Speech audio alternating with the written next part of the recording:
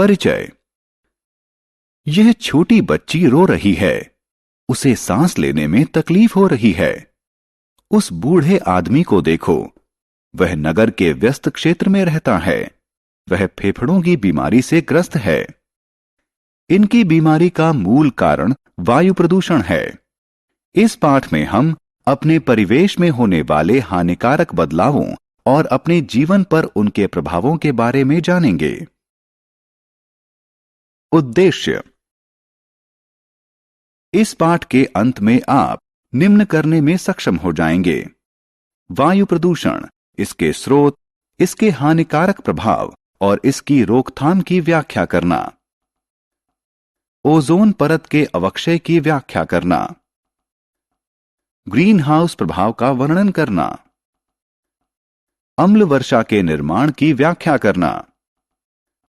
वायु प्रदूषण। हमारे जीवन के लिए वायु अति आवश्यक है, लेकिन दिन प्रतिदिन वायु में उपस्थित अवांछित पदार्थों के कारण यह प्रदूषित होती जा रही है। अब आप जानना चाहेंगे कि ये पदार्थ कहां से आते हैं। ये तब अवमुक्त होते हैं जब वाहनों, कारखानों, बिजली संयंत्रों इत्यादि में ईंधन जलता है और उन्हें गैसीय अपशिष्टों में बदल देता है। वायु प्रदूषक और उनके स्रोत। कौन से पदार्थ वायु को प्रदूषित करते हैं? Carbon dioxide, sulphur dioxide, nitrogen oxide और कार्बन मोनोऑक्साइड जैसी विषैली गैसें। ये गैसें प्रायः ट्रक व बस जैसे वाहनों के इंजनों से अवमुक्त होती हैं। कभी कभी वे प्राकृतिक स्रोतों जैसे जंगल में लगी आग या ज्वालामुखीय विस्फोट से उठने वाले धुएं और धूल से निकलती हैं। ये गैसें स्वस्थ व्यक्ति को बीमार तथा बीमार व्यक्ति को और गंभीर बना सकती हैं। ये आपकी आंखों व गले को प्रभावित करती हैं। कुछ मामलों में ये आपके फेफड़ों को स्थायी रूप से हानि पहुंचा सकती हैं और यहां तक कि कैंसर का कारण भी बन सकती हैं। क्या आपने धूमकुहा यानी धुंध जैसा काला धुआं के बारे में सुना है? धूमकुहा धुएं और कुहरे यानी धुंध से बना होता है। धुआं सामान्य रूप से नाइट्रोजन के ऑक्साइड तथा अन्य वायु प्रदूषकों से बना होता है। धूमकुहा के कारण बच्चों में अस्थमा, खांसी और तेज सांस चलने जैसी श्वसन संबंधी समस्याएं हो जाती हैं। ओजोन परत का अवक्षय। आइए ओजोन परत के बारे में जानें। ओजोन परत ओजोन गैस से बनी वह परत है जो पृथ्वी के वायुमंडल के ऊपर स्थित है। इसकी क्या भूमिका है? यह सूरज की हानिकारक पराबैंगनी किरणों से हमारी रक्षा करती है। एयर कंडीशनर, रेफ्रिजरेटर और अग्निशामक यंत्र वायुमंडल में क्लोरोफ्लोरोकार्बन अवमुक्त करते हैं और ओजोन परत में छेद करते हैं। CFC एक अन्य प्रकार के वायु प्रदूषक हैं। हम ओजोन परत के होल में कमी करने हेतु क्या कर सकते हैं? हमें ओजोन परत को अवक्षय से रोकने के लिए CFC की तुलना में कम हानिकारक पदार्थों का इस्तेमाल करना चाहिए।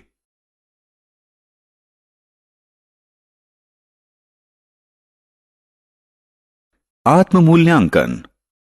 छात्रों, यह आपके लिए सरल क्रियाकलाप है।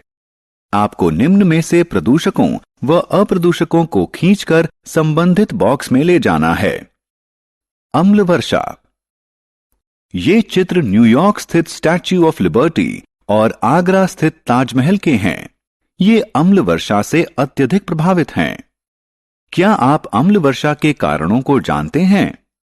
उद्योग व वाहन वायुमंडल में सल्फर डाइऑक्साइड और नाइट्रिक ऑक्साइड जैसी विषैली गैसें अवमुक्त करते हैं।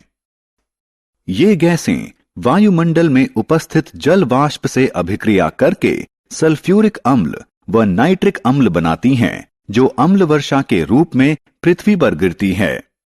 अम्ल वर्षा में कैसे कमी की जा सकती है?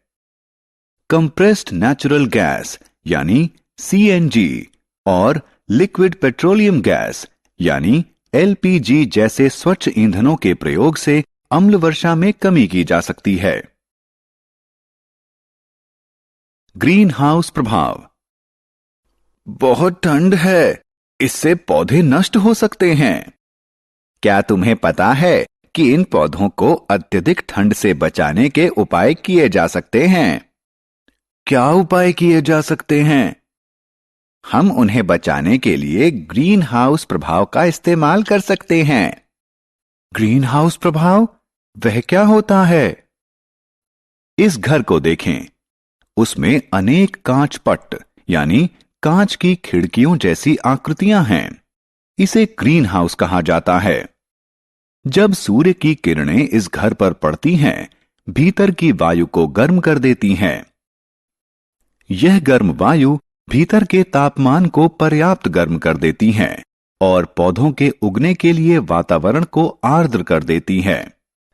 इसी प्रकार वायुमंडल में उपस्थित कार्बन डाइऑक्साइड, मीथेन और नाइट्रस ऑक्साइड जैसी गैसें कांचपट्ट जैसा कार्य करती हैं।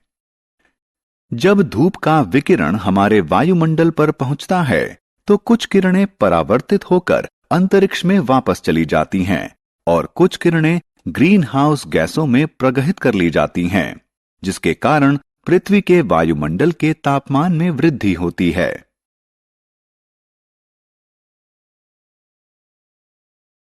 Global warming. ग्लोबल वार्मिंग का तात्पर्य है कि पृथ्वी के तापमान में वृद्धि हो रही है। वैज्ञानिकों का मानना है कि आने वाले वर्षों में पृथ्वी के तापमान में और वृद्धि की संभावना है। वैज्ञानिक कहते हैं कि कार्बन डाइऑक्साइड जैसी ग्रीन हाउस गैसें धूप की ऊष्मा को प्रगहित कर लेती हैं और पृथ्वी के वायुमंडल के तापमान में वृद्धि करती हैं। क्या आप पृथ्वी के वायुमंडल के तापमान में वृद्धि के परिणामों के बारे में कल्पना कर सकते हैं? इससे ध्रुवों की बर्फ पिघल जाएगी, जिसके कारण समुद्रों के जल स्तर में बढ़ोतरी हो जाएगी और निचले क्षेत्रों में बाढ़ आ जाएगी। यह स्थिति वहां रहने वाले लोगों, जीव जंतुओं और वनस्पतियों के लिए भयंकर रूप से हानिकारक हो सकती है। वायु प्रदूषण की रोकथाम के लिए क्या किया जाना चाहिए? छात्रों, क्या आप बता सकते हैं कि हमें वायु प्रदूषण में कमी करने के लिए क्या करना चाहिए? वायु प्रदूषण रोकने के अनेक उपाय हैं जिन्हें हम अपना सकते हैं। हम स्वच्छ ईंधन जैसे कि सीएनजी, एलपीजी और सीसा रहित पेट्रोल का इस्तेमाल कर सकते हैं। हम जीवाश्म ईंधन के बजाय सौर ऊर्जा, जल शक्ति और वायु ऊर्जा का इस्तेमाल कर सकते हैं। हम वृक्षारोपण भी कर सकते हैं। सूखे पत्तों को जलाने के बजाय हम उनसे कंपोस्ट खाद बना सकते हैं। कम दूरी तक आने जाने के लिए हम अधिक से अधिक पैदल चल सकते हैं। मोटरसाइकिलों के स्थान पर साइकिलें इस्तेमाल कर सकते हैं तथा लोक परिवहन के साधनों का इस्तेमाल कर सकते हैं। सारांश। आइए हमने जो कुछ सीखा है उसे संक्षेप में दोहराएं। अवांछित पदार्थों द्वारा वायु का दूषित हो जाना ही वायु प्रदूषण कहलाता है। जो पदार्थ वायु को दूषित करते हैं उन्हें वायु प्रदूषक कहा जाता है। Carbon monoxide, nitrogen oxide, carbon dioxide, methane और सल्फर डाइऑक्साइड प्रमुख वायु प्रदूषक हैं। ग्लोबल